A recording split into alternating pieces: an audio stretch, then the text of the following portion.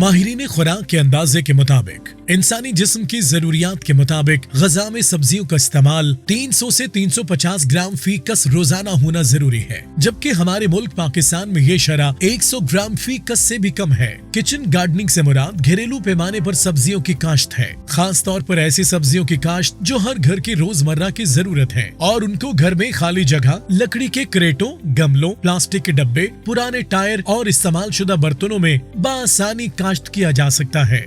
موجودہ دور میں بڑھتی ہوئی مہنگائی کے پیش نظر عوام کے لیے ضروری ہے کہ وہ گھریلو سطح پر سبزیوں کی کاشت کریں تاکہ پورا سال گھر کی ضرورت کے مطابق تازہ سبزیاں دستیاب ہوں۔ گھریلو پیمانے پر سبزیات کی کاشت میں زہریلی ادویات اور مصنوعی کھادوں کا استعمال نہیں ہوتا۔ یہی وجہ ہے کہ نامیاتی کھاد کے استعمال سے اگائی جانے والی سبزیاں انسانی صحت کے لیے نہایت مفید ہیں۔ مارکیٹ میں موجود کچھ سبزیات زہریلی ادویات کے اسپرے کی وجہ سے انسانی صحت کے لیے مضر ہوتی ہیں اور مختلف قسم کی خطرناک بیماریوں کا باعث بنتی ہیں۔ ان مسائل کو مد نظر رکھتے ہوئے زرعی ترقیاتی بینک لمیٹڈ کے شعبہ planning, research and technology division نے کچن گارڈننگ کا منصوبہ شروع کیا ہے۔ اس منصوبے کے تحت کسانوں، خصوصاً دیہی اور شہری خواتین کو کچن گارڈننگ کے متعلق ٹریننگ مہیا کی جا رہی ہے۔ اس کے علاوہ اعلیٰ نسل کی سفارش کردہ سبزیوں کے بیج بھی مہیا کیے جا رہے ہیں۔